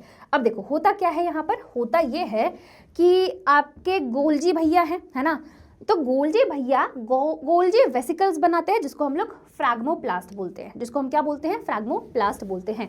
अब ये जो फ्रैग्मोप्लास्ट है ये मैग्नीशियम और कैल्शियम पेक्टेट रिलीज करते हैं। ये जो आपके वेसिकल्स है ना, ये यहाँ पर आ जाते हैं, ठीक है, यहाँ पर बीच में आ जाएंगे, ठीक है, बीच में आ जाएंगे और ये क्या रिलीज करेंगे, ये आपके मैग्नीशियम और कैल्शियम पेक्टेट रिलीज करते हैं, ठीक है। अब ये आपका चिपचिपा सा ऐसा फ्लूइड सा होता है ना, तो यहाँ पर ये इस तरीके से जो आपका क्या कहते हैं कैल्शियम पेक्टेट है वो क्या बना देगा, मिडिल लेमेला बनाएगा, है ना। तो जैसे मैंने बोला चिपचिपा सा, तो धीरे धीरे धीरे धीरे इस तरीके से यहाँ पर वो फ्लूइड जो है बना देगा, ठीक है। अब यहाँ पे इस साइड और इस साइड सेल वॉल का सिंथेसिस होना शुरू करेगा। तो यहाँ पर जो सेल वॉल है वो इधर की तरफ जाएगी, है ना, बाहर की तरफ। तो इस साइड जा रही है, फिर इधर जा रही है, इधर जा रही है, तो अंदर से बाहर की तरफ जाएगी और ये फिर कंटिन्यू हो जाएगी इसके साथ, ठीक है। तो इस तरीके से यहाँ पर प्लांट सेल के अंदर साइटोप्लाज्म का डिवीजन होता है। किसका डिवीजन होता है? साइटोप्लाज्म का डिवीजन होता है। और ऐसे टाइप के साइटोकाइनेसिस को हम लोग सेंट्रीफ्यूगल साइटोकाइनेसिस बोलते हैं। सेंट्रीफ्यूगल मतलब अंदर से बाहर की तरफ, है ना। यहाँ पर सेल वॉल का सिंथेसिस हो रहा है, यहाँ पर आपने जो आपका कैल्शियम पेक्टेट और मैग्नीशियम है वो रिलीज किया, और यहाँ पर जो आपका फ्लूइड बना और उसके साइडों में आपका सेल वॉल का सिंथेसिस होना शुरू कर देगा, है ना। सेल वॉल का सिंथेसिस होगा तो वो आगे की तरफ कंटिन्यू रहेगा, क्योंकि ये अंदर से बाहर की तरफ हो रहा है सेल वॉल का सिंथेसिस। तो साइटोकाइनेसिस, तो इसको हम लोग सेंट्रीफ्यूगल साइटोकाइनेसिस बोलेंगे, अंदर से बाहर। यहाँ पर आपका बाहर से अंदर की तरफ हो रहा था, तो इसलिए सेंट्रीपिटल साइटोकाइनेसिस। क्लियर हुआ? तो ये आपका साइटोकाइनेसिस भी कंप्लीट हो चुका है, ठीक है। साइटोकाइनेसिस भी कंप्लीट हो चुका है। अब हम देख लेते हैं कि एनिमल सेल और प्लांट सेल में क्या डिफरेंस होता है, ठीक है। एनिमल सेल में क्या प्रेजेंट होता है सेल डिवीजन के लिए, और प्लांट सेल में क्या प्रेजेंट होता है सेल डिवीजन के लिए, ठीक है। यहाँ पर एनिमल सेल में देखोगे तो सेंट्रोसोम प्रेजेंट है ना। यहाँ पर सेंट्रोसोम एब्सेंट होता है, ये तो हमें पता ही है ना। ये तो बहुत बेसिक डिफरेंस है। ये एनिमल सेल में सेंट्रोसोम प्रेजेंट है, यहाँ पर सेंट्रोसोम एब्सेंट होता है। तो यहाँ पर स्पिंडल फाइबर बनाने वाला कौन है? यहाँ पर स्पिंडल फाइबर आपका MTOC that is microtubule organising complex बनाता है, ठीक है। और यहाँ पर तो आपके सेंट्रोसोम ही बनाने वाले हैं, ठीक है। यहाँ पर आपका एस्ट्रल रेज ऐसा स्टार लाइक अपीयरेंस देखने को मिलता है। जैसे कि अगर मैं आपको इमेज दिखाऊं, if I have that image, एक मिनट जस्ट, शायद मेरे पास इधर नहीं है ना, वरना मैं दिखाती आपको, कोई बात नहीं, है ना, कभी और दिखा दूंगी। तो यहाँ पर ऐसा स्टार लाइक अपीयरेंस आपको देखने को मिलेगा, ठीक है। स्टार लाइक अपीयरेंस देखने को मिलता है एनिमल सेल में, जिसको हम लोग एस्ट्रल रेज बोलते हैं। वहीं पे आपके प्लांट सेल में एन एस्ट्रल होगा, यहाँ पर आपको ऐसा स्टार लाइक अपीयरेंस देखने को नहीं मिलेगा। क्लियर हो गई बात, है ना। तो यहाँ पर आपका माइटोसिस जो है वो खत्म होता है, ठीक है। क्या होता है मेरे प्यारे प्यारे बच्चों? माइटोसिस जो है वो खत्म होता है। एंड आई होप आपको माइटोसिस जो है वो बहुत ही अच्छे तरीके से क्लियर हो गया होगा, ठीक है। बहुत ही अच्छे तरीके से आपको क्लियर हो गया होगा। अब हम आ जाते हैं अपने दूसरे टॉपिक पे, दैट इज मियोसिस, है ना। और कहीं ना कहीं जो मियोसिस है थोड़ा सा कॉम्प्लिकेटेड है ना। बहुत सारे बच्चों को ऐसा डर लगता है कि मैम मियोसिस करना चाहिए कि नहीं करना चाहिए। बेटा करना चाहिए, क्योंकि इस चैप्टर में दो ही टॉपिक है, माइटोसिस और मियोसिस, ठीक है। तो दोनों में या तो ऑप्शन दे देंगे कि माइटोसिस एक्सप्लेन कर दो, मियोसिस एक्सप्लेन कर दो, और आते भी ये आपके लॉन्ग क्वेश्चन में ही है, ठीक है। जब आप इसके प्रीवियस ईयर क्वेश्चंस उठाओगे तब आपको पता चलेगा कि भाई हाँ, यहाँ से 5 नंबर के क्वेश्चन तो आते ही आते हैं। और छोटा सा ही चैप्टर है, 2 ही टॉपिक है, जिसमें से माइटोसिस तो छोटा है, मियोसिस थोड़ा सा बड़ा है। तो आपको दोनों ही प्रिपेयर करना पड़ेगा। यहाँ पर आपके पास कोई ऑप्शन नहीं है कि इसको छोड़ दो, इसको मत छोड़ो, है ना, ये टॉपिक इंपॉर्टेंट नहीं है, ये टॉपिक इंपॉर्टेंट है, इसको कर लेते हैं, नहीं। यहाँ पर आपको पूरा चैप्टर ही करना पड़ेगा, पूरा चैप्टर ही इंपॉर्टेंट है, ठीक है। चलिए स्टार्ट करते हैं अपना दूसरा डिविजन, है ना, दैट इज मियोसिस। मियोसिस की अगर हम बात करें तो इसको हम लोग रिडक्शनल डिवीजन बोलते हैं, या फिर इसको हम लोग डुअल डिवीजन भी बोलते हैं, ठीक है। रिडक्शनल डिवीजन क्यों बोलते हैं? क्योंकि यहाँ पर जो प्लॉइडी है वो चेंज हो जाएगी, है ना। नंबर ऑफ क्रोमोसोम्स जो पहले थे उसका हाफ हो जाएगा, ठीक है। आई बात समझ में? अब इसको हम एक एग्जाम्पल की हेल्प से समझते हैं। जैसे कि यहाँ पर एक डिप्लॉइड सेल है ना। अब यहाँ पर क्या होगा? यहाँ पर आपका मियोसिस डिवीजन हुआ, ठीक है। यहाँ पर आपका क्या हो गया? मियोसिस डिवीजन हुआ है, ठीक है। मियोसिस डिवीजन हुआ जिसकी वजह से यहाँ पर आप देखोगे कि 4 हैप्लॉइड सेल्स बने, ठीक है। तो यहाँ पर एक डिप्लॉइड सेल था, मतलब प्लॉइडी क्या थी? 2n थी, है ना। मियोसिस आपने करवाया तो यहाँ पर आपके पास 4 हैप्लॉइड सेल बने, और इनकी प्लॉइडी क्या हो गई? n दैट इज हैप्लॉइड, है ना। यहाँ पर डिप्लॉइड था, यहाँ पर हैप्लॉइड हो गया, ठीक है। आई बात समझ में? 4 हैप्लॉइड सेल जिनकी ploidy is n 4 bar n, ठीक है। ओके, नाउ अगर मैं बोलूं कि अगर मैं 2 ऐसे सेल जिनकी प्लॉइडी जो है वो डिप्लॉयड है, 2n है और डिप्लॉयड है ऑब्वियसली, है ना। तो यहाँ पर 2n है और यहाँ पर 2n है, ठीक है। और ये आपका फ्यूज कर रहे हैं, तो ये क्या बनाएंगे, ये आपका टेट्राप्लॉइड बनाने वाले हैं, जो कि बहुत ज़्यादा एबनॉर्मल होता है। तो ये मैंने क्यों बताया आपको, ये मैंने इसलिए बताया, ये मैं आपको इंपॉर्टेंस बताना चाहती थी कि मियोसिस जो है वो क्यों कराया जाता है ना। और इसमें हाफ सेट ऑफ क्रोमोसोम्स ही क्यों होते हैं, क्योंकि यहाँ पर बेसिकली मियोसिस डिवीजन की अगर मैं बात करूँ तो ये आपके क्या कहते हैं, जो गेमीट्स बनते हैं उसमें, गेमीट्स कैसे बनते हैं, आपके मियोसिस सेल डिवीजन से ही बनते हैं, ठीक है। तो समझ में आ गया ना कि क्यों हमें हाफ सेट ऑफ क्रोमोसोम्स चाहिए होंगे, क्यों हमें हेप्लॉइड चाहिए होंगे गेमीट्स, ठीक है। क्लियर हो गया, गेमीट्स हमेशा हेप्लॉइड होते हैं, ठीक है। चलिए, बहुत ही बढ़िया बात है। अब मैं आपको एक ओवरव्यू बता देती हूँ मियोसिस का, ठीक है। क्या बता देती हूँ, ओवरव्यू बता देती हूँ कि कैसे कैसे चीजें होने वाली है, ठीक है। आइए, सबसे पहले हम बात करने वाले हैं G1 फेज की, है ना। तो यहाँ पर अगर आप देखोगे 2n 2c, ठीक है, 2n और 2c, यहाँ पर अगर प्लॉइडी है, प्लॉइडी की बात करोगे तो 2n है ना। और 2c क्या है, 2 क्रोमोसोम्स, ठीक है। क्या है ये, क्रोमैटिड की बात हो रही है ना, क्रोमैटिड, नॉट क्रोमोसोम, क्रोमैटिड, ठीक है। आइए, यहाँ पर अगर आप एस फेज में आओगे तो यहाँ पर 2n है और 4c हो गया, ठीक है। 4c मतलब क्योंकि यहाँ पर आपके डीएनए का रेप्लिकेशन हुआ है, ठीक है। यहाँ पर अगर 2 क्रोमोसोम्स थे तो यहाँ पर आपके 4 क्रोमैटिड हो गए, यहाँ पर अगर 2 क्रोमैटिड थे तो यहाँ पर 4c हो गए, है ना। सिंपल सी बात है। 2c, अगर मैं नॉर्मल क्रोमोसोम की बात करूँ तो उसके पास एक ही क्रोमैटिड होता है, बट जब एस फेज में डीएनए का रेप्लिकेशन होता है तो उस टाइम पर वहां पर 4 हो जाएंगे, क्योंकि डीएनए रेप्लिकेट किया है। यहाँ पर हमारे पास 2, अगर मैं क्रोमोसोम की बात कर रही हूँ तो उसके पास 2 ही क्रोमैटिड होगा, है ना। यहाँ पर मैंने बोला 2 क्रोमोसोम, 1 और 2, ठीक है। तो यहाँ पर आपके पास 2 ही क्रोमैटिड होंगे, ठीक है। तो each chromosome have 2 copy, each chromosome is of single chromatid. एक क्रोमोसोम के 2 कॉपी होती है और ईच क्रोमोसोम के सिंगल क्रोमैटिड होते हैं, ठीक है। यहाँ पर एस फेज में ये 4c हो गया। 4c क्यों हुआ, 4c क्योंकि डीएनए रेप्लिकेशन हुआ है, ठीक है। 4c क्योंकि डीएनए रेप्लिकेशन हुआ है, जैसे कि मैंने आपको बताया 2 क्रोमैटिड है, तो यहाँ पर ये एक ही क्रोमैटिड पे दूसरा क्रोमैटिड आएगा और एक सेंट्रोमियर जो है इसको कनेक्ट कर रहा है, अटैच कर रहा है, यहाँ पर 2, तो 4 क्रोमैटिड हो गए टोटल, ठीक है। तो 4 क्रोमैटिड, ठीक है। G2 फेज में क्या होगा, 2n 4c, बहुत बढ़िया बात है। ये तो हो गया आपका इंटरफेज वाला प्रेपरेटरी फेज, है ना। अब हम आ जाते हैं मियोसिस 1 पे। मियोसिस 1 होगा यहाँ पर, तो इसको भी हम बोलेंगे prophase 1, metaphase 1, anaphase 1 and telophase 1। यहाँ पर भी प्लॉइडी कितनी रहेगी, 2n 4c, है ना, 2n 4c। इसके बाद होगा साइटोकाइनेसिस 1, साइटोकाइनेसिस होगा, साइटोकाइनेसिस में साइटोप्लाज्म डिवाइड होगा, तो उस टाइम पर जो प्लॉइडी होगी वो हो जाएगी n और 2c, n और 2c, ठीक है। तो यहाँ पर आपका n हो गया और 2c, अभी भी 2c है। और मैंने आपको बताया कि एक नॉर्मल क्रोमोसोम की अगर मैं बात करूँ तो उसके पास एक ही क्रोमैटिड होता है, यहाँ पर अभी भी 2 है, यहाँ पर अभी भी 2 है, मतलब अभी फर्दर डिविजन होगा, है ना। तो वहाँ पर आपका रोल आता है मियोसिस 2 का, ठीक है।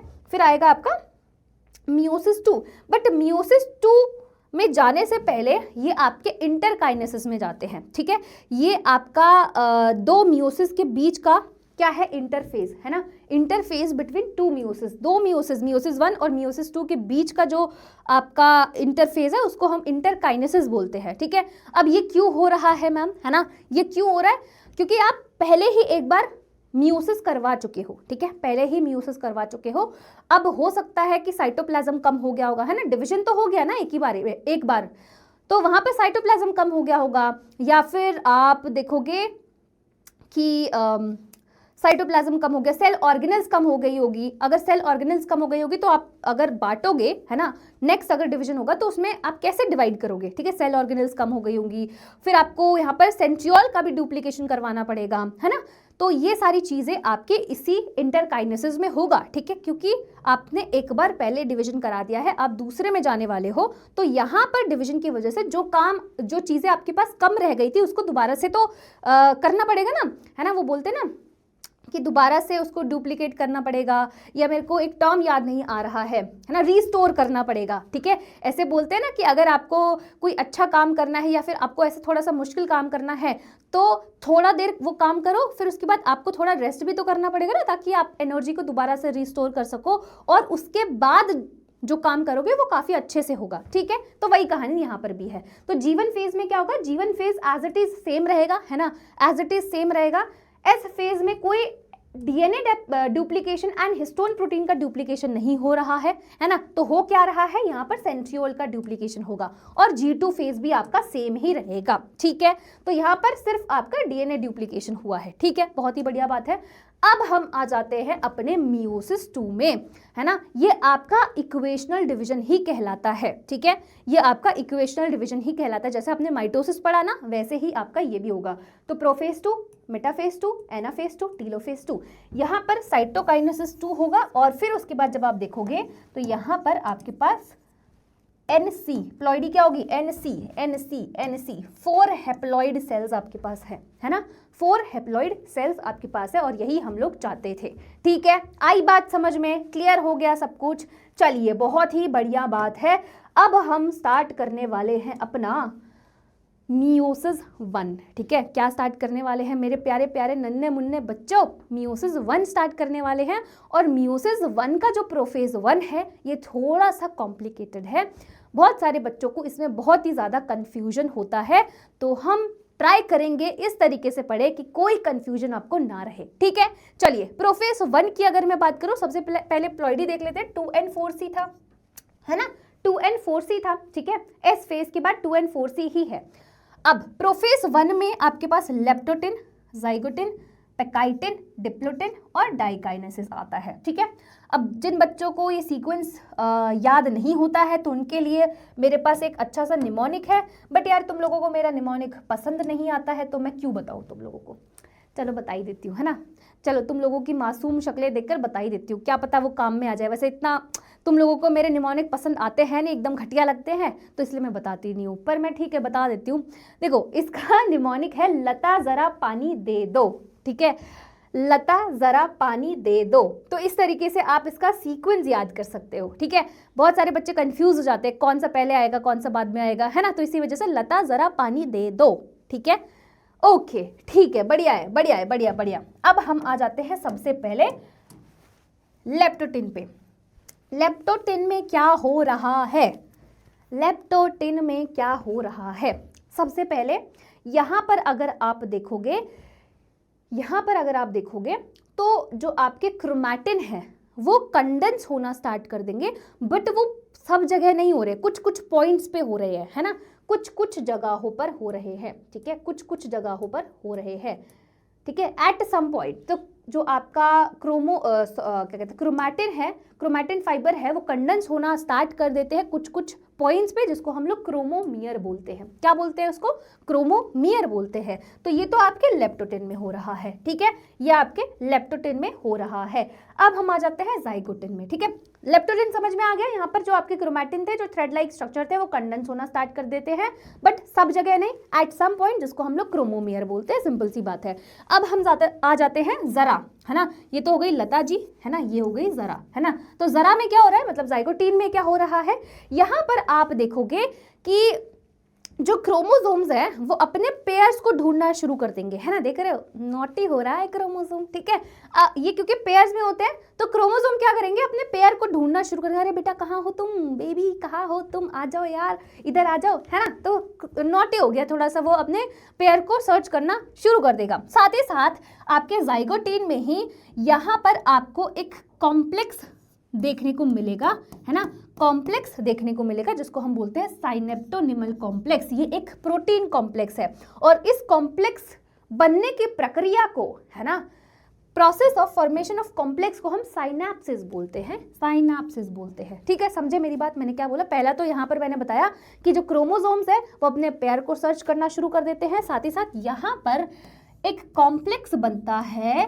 प्रोटीन कॉम्प्लेक्स बनता है, जिसको हम साइनेप्टोनिमल कॉम्प्लेक्स बोलते हैं। और इस कॉम्प्लेक्स बनने की प्रक्रिया को हम क्या बोलते हैं, साइनैप्सिस बोलते हैं। ये पॉइंट क्लियर हो गया होगा अभी तक। ठीक है, आई बात समझ में। क्लियर हुआ है ना। चलिए अभी हम आगे बढ़ते, एक चीज मैं आपको समझा देती हूँ।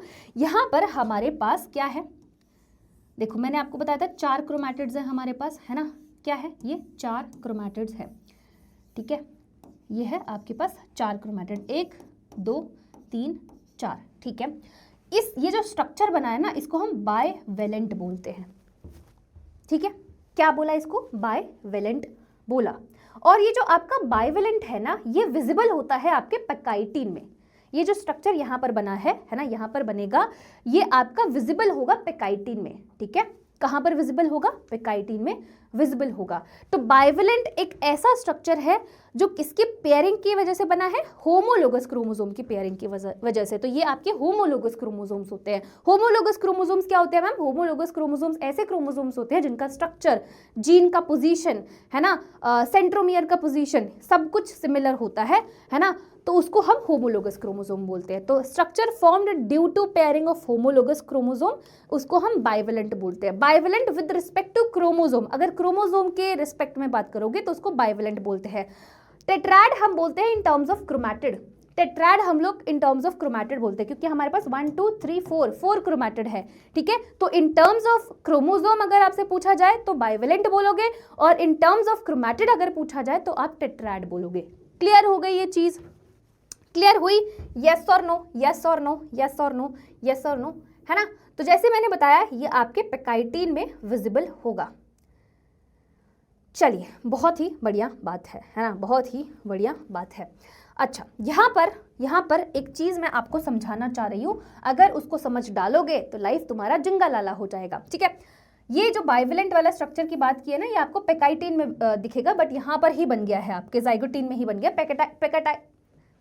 पेकाइटिन पे हम लोग आएंगे, ठीक है, पेकाइटिन पे हम लोग आएंगे, ठीक है, आगे पढ़ेंगे इसको। उससे पहले मैं आपको कुछ चीज समझाने की कोशिश कर रही हूँ, है ना। यहाँ पर देखो, ये आपके पास 4 क्रोमैटिड्स हैं, ठीक है, 1 2 3 4, ठीक है, 4 क्रोमैटिड है हमारे पास। इसमें से जो 1 और 2 है और 3 और 4 है, ये आपके 1 और 2 ये सिस्टर क्रोमैटिड्स हैं। 3 और 4 ये क्या है, ये भी सिस्टर क्रोमैटिड्स हैं, ठीक है। तो इसमें से नॉन सिस्टर क्रोमैटिड्स कौन से होंगे, 1 और 3 ये आपका नॉन सिस्टर क्रोमैटिड होगा। फिर 1 और 4 ये भी आपका नॉन सिस्टर क्रोमैटिड होगा। जो 2 और 3 है ये भी नॉन सिस्टर क्रोमैटिड है, और 2 और 4 भी नॉन सिस्टर क्रोमैटिड होगा। सिस्टर क्रोमैटिड और नॉन सिस्टर क्रोमैटिड का क्या मतलब होगा कि जो आपका 3 और 4 है ये आपके आइडेंटिकल होंगे, ठीक है। आइडेंटिकल का मतलब समझते हो ना कि क्या होता है। 3 और 4 जो है यहाँ पर ये आइडेंटिकल है, ऐसे ही 1 और 2 भी आपके आइडेंटिकल है। तो ये आपके सिस्टर क्रोमैटिड्स हुए, ठीक है। अगर मैं नॉन सिस्टर क्रोमैटिड बोल रही हूँ तो ये सिमिलर होंगे बट आइडेंटिकल नहीं होंगे। समझ रहे हो डिफरेंस क्या है ना। मैं आपको आइडेंटिकल और सिमिलर के बीच का डिफरेंस नहीं समझाऊंगी यहाँ पर कि क्या होता है, आपको ऑलरेडी पता है, ठीक है। तो यहाँ पर 1 2 और 3 4 ये दोनों आपस में सिस्टर क्रोमैटिड्स है, ये भी सिस्टर क्रोमैटिड्स है। बट 1 3 1 4 2 3 2 4 ये नॉन सिस्टर क्रोमैटिड्स हैं। सिस्टर क्रोमैटिड्स आइडेंटिकल होंगे, नॉन सिस्टर क्रोमैटिड्स आपके सिमिलर होंगे बट आइडेंटिकल नहीं होंगे, सिंपल सी बात है। सो आई एम होपिंग आपको ये चीज़ समझ में आ गई होगी, ठीक है।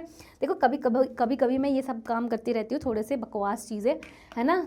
तो अगर तुम्हें बकवास चीज़ें लगे तो समझ जाना कि मैम ना थोड़ा सा उस वाले मूड में है, ठीक है। चलिए बहुत ही बढ़िया बात है ना, बहुत ही बढ़िया बात है। अब हम आ जाते हैं पेकाइटिन पे, पेकाइटिन पे, है ना।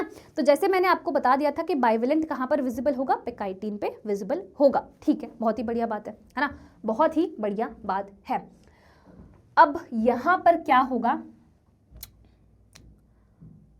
अच्छा इससे पहले मैं आपको एक बहुत अच्छी सी तो क्या ही है वो आपको पता ही है, बट आपको मैंने बताई नहीं है, तो शायद आप सोच रहे होंगे कि ऐसा नहीं होता है।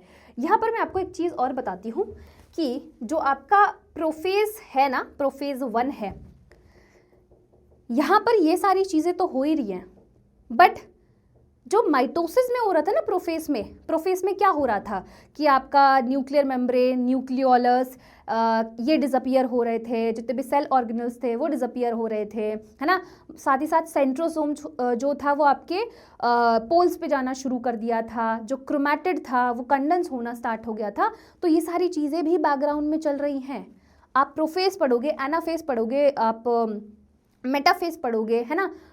ये सारी चीज़ें यहाँ पर भी हो रही है जो आपने माइटोसिस में पढ़ा। जैसे कि अगर मैं यहाँ पर जाऊँगी कि भाई मेटाफेज में क्या हो रहा होगा, एनाफेज में क्या हो रहा होगा, सारी चीज़ें जो माइटोसिस में आपने पढ़ी थी वो यहाँ पर भी हो रही होंगी साइमल्टेनियसली। बस यहाँ पर कुछ अलग अलग एडिशंस हैं, है ना। जैसे कि यहाँ पर कुछ ये अलग सा है, इसलिए मैं इसको बता रही हूँ, बट इसका मतलब ये नहीं कि वो सारी चीज़ें नहीं हो रही होंगी। यहाँ पर क्रोमोसोम कंडेंस होना स्टार्ट हो गया होगा और यहाँ तक पूरा कंडेंस हो जाएगा आपके प्रोफेज 1 में, जैसा वहाँ पर हुआ था।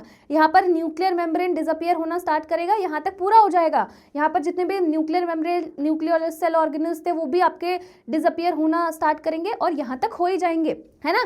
तो वो सारी चीज़ें भी बैकग्राउंड में चल रही है। मैं यहाँ पर मेंशन नहीं कर रही हूँ, मैं यहाँ पर यूनिक चीज़ें जो इस सेल डिवीजन में हो रही है वो बता रही हूँ। बट इसका मतलब ये नहीं कि वो नहीं हो रही होंगी, जो आपने माइटोसिस में पढ़ा है यहाँ पर वो भी हो रही होंगी, ठीक है। मैं धीरे धीरे जैसे जैसे हम लोग आगे बढ़ेंगे वहाँ पर भी बताती रहूँगी, बट अगर नहीं भी बताया तो समझ जाना कि वो चीज़ें भी यहाँ पर हो ही रही है, ठीक है। आई बात समझ में? चलिए, बहुत ही बढ़िया बात है ना। समझ में आ गई है तो इससे अच्छी बात क्या ही हो सकती है, ठीक है। चलिए, पेकाइटिन में आपका बाइवेलेंट जो है विजिबल होता है। साथ ही साथ पेकाइटिन में क्रॉसिंग ओवर होगा, है ना। अनवाइंडेज का क्या फंक्शन होगा वो देखेंगे, और लाइगेज का क्या फंक्शन होगा वो देखेंगे, ठीक है। यहाँ पर हम लोग 3 एंजाइम का फंक्शन देखने वाले। क्रॉसिंग ओवर कैसे होगा? क्रॉसिंग ओवर आपके पेकाइटिन में ही होगा। अब यहाँ पर कौन कौन से एंजाइम्स हैं, क्या इन्वॉल्वमेंट है उनका, क्या काम कर रहे हैं, है ना, वो हम लोग देखने वाले हैं। तो क्रॉसिंग ओवर में अगर आप देखोगे तो यहाँ पर एक एंजाइम है दैट इज रिकॉम्बिनेज, ठीक है, जिसका एंडोन्यूक्लियस एक्टिविटी है। ये क्या करेगा? ये आपके देखो यहाँ पर अगर इस डायग्राम में देखोगे, है ना, इस डायग्राम में देखोगे तो यहाँ पर आपको ऐसे ग्रीन कलर के कुछ ऐसे साइट्स दिख रही है, ठीक है। ये क्या है आपका? ये आपका रिकॉम्बिनेशन नोड्यूल है, ठीक है। ये क्या है? आपका रिकॉम्बिनेशन नोड्यूल है। अब मैंने बताया रिकॉम्बिनेस, ये क्या करेगा? यहाँ पर कट लगाएगा, ठीक है। यहाँ पर लगा कट लग गया, ठीक है। बहुत ही बढ़िया बात है, कट लग गया, है ना। दूसरे में अनवाइंडेज, अनवाइंडेज क्या करेगा? डेज एंजाइम की बात हो रही है। यहाँ पर कौन सा था? रिकॉम्बिनेज। क्रॉसिंग ओवर में ही मैं बता रही हूँ आपको, है ना, रिकॉम्बिनेज था। यहाँ पर कट लगाया इसने, है ना, कुछ ऐसे साइट्स है जिसको हम लोग रिकॉम्बिनेशन नोड्यूल बोलते हैं, वहां पर कट लगाया, खचाक। अब अनवाइंडेज क्या करेगा? ये जो इसके आर्म्स दिख रहे हैं, ऐसा लग रहा है पैर है इनके, है ना, तो ये जो आर्म्स है ना, इनको ऐसे खींचेगा, ठीक है, ऐसे खींच के इस तरीके से कर देगा, ठीक है। तो यहाँ पर अगर आप देखोगे तो ये जो पिंक वाले का था वो इधर आ गया है और ये ग्रीन वाले का है ये इधर आ गया, और इस तरीके से इनकी क्रॉसिंग ओवर हो चुकी है। क्या हो गई है? क्रॉसिंग ओवर हो चुकी है। अब आता है रोल लाइगेज। लाइगेज तो आपका चिपकाने वाला काम करेगा, ठीक है। तो ये क्या करेगा? इसको चिपका देगा। तो जो ग्रीन वाला है वो इधर चिपकाएगा, है ना, और ये जो पिंक वाला है वो इसको इधर चिपका देगा। तो देख रहे हो यहाँ पर आधा तो इसका आर्म जो है पिंक वाला है और यहाँ पर ग्रीन आ गया, ठीक है। इस तरीके से इसने चिपका दिया। और ये जो पूरा स्ट्रक्चर बना ना, एक्स शेप्ड स्ट्रक्चर, इसको हम क्या बोलते हैं? क्याजमेटा बोलते हैं। क्या बोलते हैं इसको? क्याजमेटा बोलते हैं। ये जो एक्स शेप्ड स्ट्रक्चर बना ना, जो किसने किया? लाइगेज ने चिपका दिया। जो भी यहाँ पर कट किया था, कट करने के बाद यहाँ पर इसको चिपका दिया है। इसको ये जो स्ट्रक्चर बना है इसको हम क्याजमेटा बोलते हैं। और ये जो क्याजमेटा है ये एक साइटोलॉजिकल प्रूफ है क्रॉसिंग ओवर का, कि भाई क्रॉसिंग ओवर हुई है, ठीक है। आप झुटला नहीं सकते हो, ये एक साइटोलॉजिकल प्रूफ है। क्लियर हो गई ये चीज़? सो आई एम होपिंग आपको यहाँ पर जितनी भी चीज़ें लिखी हैं सब कुछ क्लियर हो गया। मैंने क्या बताया? यहाँ पर बाइवेलेंट विजिबल होता है, क्रॉसिंग ओवर होगा यहाँ पर, तो यहाँ पर एंजाइम्स का क्या क्या रोल है, रिकॉम्बिनेज कट लगाएगा, अनवाइंडेज इनको पकड़ के खींच के लेकर आएगा, है ना, और यहाँ पर ये इनको चिपका देगा। जो भी कट लगाए हैं ये इनको चिपका देगा इधर ऐसे, ठीक है। और यहाँ पर एक्स शेप्ड स्ट्रक्चर बनेगा जिसको हम क्याजमेटा बोलते हैं, ठीक है। यहाँ पर आपका पेकाइटिन खत्म होता है। अब जो क्याजमेटा बना वो आपके डिप्लोटीन में विजिबल होगा, ठीक है, वो आपके डिप्लोटीन में विजिबल होगा। अब यहाँ पर क्या होगा? मैंने बोला कि डिप्लोटीन में विजिबल होगा, क्यों विजिबल होगा, क्योंकि यहाँ पर डिप्लोटीन में आपके साइनेप्टोनिमल कॉम्प्लेक्स का डिसोल्यूशन होगा, ठीक है। तो जो साइनेप्टोनिमल कॉम्प्लेक्स था वो डिसोल्यूट होगा, तो जिसकी वजह से आपको बहुत अच्छे से दिखाई देगा ये कियास्मेटा, ठीक है, जिस प्रोसेस को हम डी साइनेप्सिस बोलते हैं, due to dissolution of synaptonemal complex and the process is called desynapsis, ठीक है, जिसकी वजह से हमें कियास्मेटा बहुत ही अच्छे से दिखाई देगा डिप्लोटीन में, ठीक है। नेक्स्ट आ जाता है डाइकाइनेसिस, जिसमें कियास्मेटा का टर्मिनेशन हो जाएगा। तो ये आपका क्या था, अभी तक हमने क्या पढ़ा है, ये प्रोफेज 1 ही पढ़ा है, ठीक है, अभी तक हमने प्रोफेज 1 ही पढ़ा है। अब हम आ जाते हैं अपने मेटाफेज 1 पे, ठीक है। यहाँ पर भी अगर प्लॉइडी देखोगे तो 2 and 4C ही है।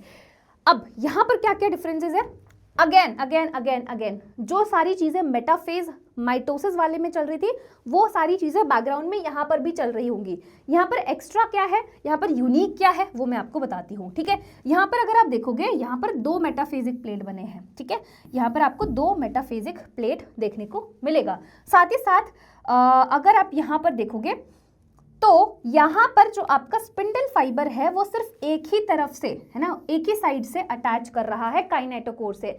माइटोसिस में देखा था दोनों साइड से अटैच कर रहा था, ठीक है। तो यहाँ पर जो स्पिंडल फाइबर है ये आपके ट्रैक्शन फाइबर्स है, वो सिर्फ एक ही साइड से, एक ही जगह से काइनेटोकोर को अटैच करेंगे। ये आपके ट्रैक्शन फाइबर्स हो गए, ये आपके कंटिन्यूस फाइबर हो गया, ये काइनेटोकोर हो गया, जिससे आपका स्पिंडल फाइबर अटैच हो जाएगा। तो यहाँ पर 2 मेटाफेजिक प्लेट बनी है, स्पिंडल जो है अटैच करेगा एक काइनेटोकोर ऑफ द क्रोमोसोम से। ये आपके मेटाफेज 1 में हो रहा है।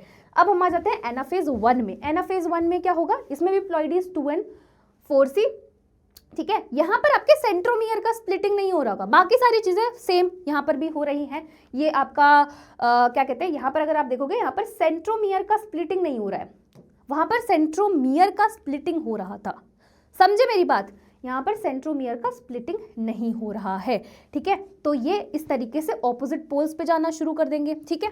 टीलोफेज में अगर आप देखोगे तो यहाँ पर आपके जो सारी चीज़ें थी वो सारे रीअपियर हो गए, cell organelle, nuclear membrane, nucleolus, सारी चीज़ें रीअपियर हो गई है, क्रोमोसोम डीकंडेंस हो जाता है। अब यहाँ पर न्यूक्लियस डिवाइड कर गया है, अब बारी आती है, अब ऑब्वियसली बात है साइटोकाइनेसिस की। यहाँ पर अगर आप देखोगे तो इसकी प्लॉइडी इज N2C, और यहाँ पर देख रहे हो इसकी एक आर्म पिंक है और यहाँ पर ग्रीन है, तो N2C, ठीक है, आई बात समझ में। चलिए साइटोकाइनेसिस अगर आप करोगे तो यहाँ पर आपका साइटोकाइनेसिस हो गया है, N2C और N2C हमारे पास आ चुका है, ठीक है। अब ये एंटर करेगा इंटरकाइनेसिस में, है ना, इंटरकाइनेसिस में एंटर कर जाएगा। अब आते हैं हम लोग मियोसिस 2 में, ठीक है। मियोसिस 2 जैसे मैंने आपको बताया था माइटोसिस के जैसा ही है ना, सेम सारी चीजें यहाँ पर हो रही होंगी। तो यहाँ पर हमारे पास प्लॉइडी इज N2C, है ना, N है, पर यहाँ पर अभी भी 2 क्रोमैटिड है, और मैंने आपको बताया था एक क्रोमोसोम के पास एक ही क्रोमैटिड होता है, ठीक है। तो अब फिर से वही प्रोसेस होगा, ठीक है। तो प्रोफेज 2 में अगर आप देखोगे तो क्रोमैटिन कंडेंस होगा, सेंट्रोसोम जो है ऑपोजिट पोल्स पे जाएगा, न्यूक्लियर मेम्ब्रेन, न्यूक्लियोलस जो है वो डिसअपियर हो जाएगा। यहाँ पर आप देखोगे, अच्छा मैंने यहाँ पर ये वाला लिया है, ठीक है, मैंने फॉर एग्जांपल ये वाला सेल लिया है जिसमें पिंक कलर का इसका एक छोटू सा आर्म लगा हुआ है, ये वाला लिया है। तो यहाँ पर क्या होगा, यहाँ पर मेटाफेजिक प्लेट बनेगी, है ना, एक ही मेटाफेजिक प्लेट बनेगी, अगेन स्पिंडल फाइबर्स बनेंगे और ये काइनेटोकोर से अटैच होंगे, है ना। ये आपके मेटाफेज 2 में हुआ, ठीक है। यहाँ पर ये पिंक वाला है, ठीक है। यहाँ पर एनाफेज में देखोगे स्प्लिटिंग हो जाएगी, है ना, तो यहाँ पर सेंट्रोमियर भी आपका स्प्लिट होगा, साथ ही साथ जो आपके क्रोमोसोम्स है वो ऑपोजिट पोल्स पे जाना शुरू कर देंगे। टीलोफेज 2 होगा तो यहाँ पर आपका NC और NC आ जाएगा, ठीक है, यहाँ पर NC और NC आ जाएगा। साइटोकाइनेसिस होगा तो यहाँ पर NC और NC हो गया, ठीक है। ये तो हमने एक का लिया है। अगर मैं ये वाला भी लूंगी, यहाँ सॉरी ये वाला नहीं, हाँ ये वाला लिया था ना मैंने, ये वाला भी लूंगी तो मेरे पास 4 हेप्लॉइड सेल्स बनेंगे, ठीक है। मेरे पास क्या बनेंगे, 4 हेप्लॉइड सेल्स बनेंगे। क्या ये बात सबको समझ में आई, है ना। तो ये आपका पूरा मियोसिस हो गया है, ठीक है। बहुत ही अच्छे तरीके से मैंने ट्राई किया है कि आपको सारी चीज़ें समझ में आ जाए, कोई भी डाउट नहीं रहे, with the help of diagrams, with the help of short notes, है ना, जितना क्रिस्प हो सकता था। इसमें आपके कोई भी बुक के पॉइंट्स जो है वो मिसिंग नहीं है, जितना आपको पढ़ने की ज़रूरत है उतने सारे पॉइंट्स यहाँ पर लिखे हुए हैं, ठीक है। आई बात समझ में। सो आई एम होपिंग आपको ये सारी चीज़ें समझ में आई होंगी। मियोसिस 1 में लता ज़रा पानी दे दो, है ना तो ये आपको अच्छे से समझ में आया होगा। पूरा ओवरव्यू, फिर उसके बाद बाइवेलेंट पेकाइटीन, फिर उसके बाद डिप्लोटीन, उसके बाद मेटाफेज 1 है ना, anaphase, telophase, and then cytokinesis 1 जिसमें हमने ये वाला लिया है, ये वाला लेकर मैंने आगे एक्सप्लेन किया हुआ है। फिर उसके बाद अगर आप ये वाला भी लोगे तो आपके पास 4, इससे 2 बने तो इससे भी 2 बनेंगे, है ना, तो 4 टोटल बनेंगे। तो ये पूरा आपका मियोसिस 2 हो जाएगा, ठीक है। यहाँ पर NC और NC यही तो हम लोग चाहते थे, है ना, यही तो हम लोग चाहते थे। आई बात समझ में? तो यहाँ पर आपका जो चैप्टर है वो तो समाप्त हो जाता है, ठीक है। यहाँ पर आपका चैप्टर जो है ये Q2 सा प्यारा प्यारा सा जो चैप्टर है ये समाप्त हो जाता है। अब हम आ जाते हैं कुछ क्वेश्चंस पे, ठीक है। जैसे मैंने बोला था क्वेश्चंस भी हम लोग करेंगे, तो चलिए इसके हम लोग क्वेश्चंस भी सॉल्व कर लेते हैं। करें स्टार्ट? चलिए स्टार्ट करते हैं क्वेश्चंस, है ना। यहाँ पर क्वेश्चन 1 क्या बोल रहा है कि what is the main function of the spindle fibre during mitosis. Spindle fibre का क्या मेन फंक्शन होता है माइटोसिस के दौरान? तो पहला तो है टू रिपेयर डैमेज्ड DNA, है ना। दूसरा है to regulate cell growth, to separate the chromosome and to synthesise new DNA, ठीक है। तो सबको पता है स्पिंडल फाइबर क्या करता है, क्रोमोसोम को सेपरेट करने का काम होता है, ठीक है। तो यहाँ पर करेक्ट आंसर क्या आ जाएगा, यहाँ पर करेक्ट आंसर C आ जाएगा। क्लियर हो गया ये चीज़, है ना। चलिए बहुत ही बढ़िया बात है ना, बहुत ही बढ़िया बात है। अब हम चलते हैं अपने दूसरे क्वेश्चन पे, और यहाँ पर दिया हुआ है हमारे पास मैच करना है ना, मैच करना है। तो यहाँ पर लिस्ट 1 और लिस्ट 2 दिया हुआ है। देखो कुछ क्वेश्चंस मैं खुद करवाऊंगी, कुछ क्वेश्चंस मैं आपको दे दूंगी जिसका आंसर मुझे कमेंट सेक्शन में ज़रूर मिलना चाहिए। जैसे ये वाला क्वेश्चन मैं आपको दे रही हूँ, इसका आंसर मुझे कमेंट सेक्शन में ज़रूर मिलना चाहिए। यहाँ पर मैच करना है कैज़मेटा फॉर्मेशन स्टेज ऑफ प्रोफेज 1 में पूछा गया है ना। तो क्या होगा, कहाँ पर क्या चीज़ें हो रही है, वो सारी चीज़ें आपको बतानी है और मैच करके आंसर देना है करेक्ट, ठीक है। चलिए बहुत ही बढ़िया बात है ना, बहुत ही बढ़िया बात है। चलो नेक्स्ट क्वेश्चन पे आते हैं। Which one of the following is the quiescent stage of the cell cycle. Quiescent stage तो M, G1, G2 और G0, इसमें से कौन सा क्विसेंट स्टेज होता है? तो यहाँ पर आपका कौन सा आंसर आ जाएगा, G0, है ना। क्या आ जाएगा आंसर, G0 आ जाएगा। इसको हम क्या बोलते हैं, क्विसेंट फेज बोलते हैं। यहाँ पर आपका जो सेल है वो मेटाबॉलिकली एक्टिव तो है बट वो प्रोलिफरेट नहीं है ना, डिवाइडिंग नहीं है। तो ये आपका करेक्ट आंसर आ जाएगा D, है ना। ये क्या आ जाएगा, आपका करेक्ट आंसर आ जाएगा D, ठीक है। आई बात समझ में, क्लियर हो गया ये चीज़। चलिए बहुत ही बढ़िया बात है ना, बहुत ही बढ़िया बात है। अब हम चलते हैं अपने दूसरे क्वेश्चन पे, और दूसरा क्वेश्चन क्या बोलता है ना, दूसरा क्वेश्चन क्या बोलता है हमारा। Next question is select the correct sequence of sub stages of prophase 1 of the meiotic division. इसने बोला है कि आपको करेक्ट सीक्वेंस बताना है, ठीक है। आपको क्या बताना है, करेक्ट सीक्वेंस बताना है, ठीक है। तो करेक्ट सीक्वेंस कैसे बताओगे? अब मेरा निमोनिक यहाँ पर काम में आ सकता है। कौन सा है, लता जरा पानी दे दो, है ना, यही आएगा ना। तो L से लेप्टोटिन आ जाएगा, है ना, D आ जाएगा सबसे पहले। तो D है, किसी में हमारे पास 2 ऑप्शन है, ठीक है। Z जाइगोटिन, तो A है हमारे पास, ये देख रहे हो, C आंसर देख रहे हो। बहुत सारे बच्चे बोलते हैं मैम हमें पसंद नहीं है आपका निमोनिक पसंद नहीं है। लो भाई आगे काम में, है ना। तो यहाँ पर C is the correct answer, ठीक है। C आपका करेक्ट आंसर आ जाएगा। ऑल राइट, चलिए बहुत ही बढ़िया बात है ना, बहुत ही बढ़िया बात है। नाउ नेक्स्ट क्वेश्चन पे आते हैं, है ना। Next question is among eukaryotes replication of DNA takes place in. Replication of DNA takes place in among eukaryotes. Eukaryotes का पूछा है, replication of DNA takes place in synaptonymal complex, bivalent sites at which crossing over occurs and then terminalization, है ना। इसका answer आप मुझे comment section में दोगे, ठीक है। इसका आंसर आप मुझे कमेंट सेक्शन में दोगे। और भी बहुत सारे क्वेश्चंस हैं, है ना, मैं आपके लिए क्या कहते हैं भिजवा दूंगी, ठीक है। और भी बहुत सारे क्वेश्चंस हैं इसमें। जैसे कि अगर ये वाला क्वेश्चन देखें तो spindle fibre attach on to, किस पे अटैच होता है, centromere of the chromosome, kinetosome, telomere of the chromosome and kinetochore of the chromosome. तो यहाँ पर किससे अटैच होता है, काइनेटोकोर से, है ना, जो प्रोटीनेशियस डिस्क है इस टाइप का, है ना। अगर ये है तो यहाँ पर तो सेंट्रोमियर हो गया, ये आपका ऐसे एक डिस्क होता है जिससे आपका स्पिंडल फाइबर अटैच होता है, ठीक है। तो D is the correct answer, kinetochore core से, ठीक है। बहुत बढ़िया, बहुत ही बढ़िया। ऑल राइट, यहाँ पर आ जाते हैं। ये आपका क्या क्वेश्चन है, the correct sequence of phase of the cell cycle is. कौन सा करेक्ट सीक्वेंस है, तो यहाँ पर कौन सा करेक्ट है? पहले क्या आ जाएगा? G1 आएगा, फिर S आता है, G2 आता है, फिर M आता है ना? यही है ना? यस, ठीक है। तो B is the correct answer, correct sequence बताना था, ठीक है। बाकी और भी क्वेश्चंस हैं जो मैं आपके लिए भिजवा दूंगी, है ना, इसी PDF में बहुत सारे क्वेश्चंस हैं, बहुत सारे क्वेश्चंस हैं जो आप सॉल्व कर सकते हो। और जो बच्चा मुझे सारे क्वेश्चंस के आंसर देगा चैट सेक्शन में या फिर कमेंट सेक्शन में, उसका मैं जो भी कमेंट होगा वो लाइक कर दूंगी, ठीक है। तो चलिए मेरे प्यारे प्यारे बच्चों, आई होप आपको ये चैप्टर जो है बहुत अच्छे तरीके से समझ में आया होगा with the help of diagrams और शॉर्ट नोट्स, है ना। साथ ही साथ जिन बच्चों ने पहले ही चैप्टर पढ़ लिया उनके लिए अच्छा खासा रिविजन हो जाएगा इस वन शॉट की हेल्प से, ठीक है। अगेन आई एम रिपीटिंग, ये जो चैप्टर है छोटा समझ के छोड़ना मत, क्योंकि यहाँ से आपका लॉन्ग क्वेश्चन तो एक बनता ही बनता है, माइटोसिस या मियोसिस पे एक क्वेश्चन जरूर आएगा, ठीक है। तो फिर मेरे को मत बोलना कि मैम आपने तो बताया नहीं था, मैंने तो बता दिया, ठीक है। एनीवेज हम इस वीडियो को एंड करते हैं, है ना।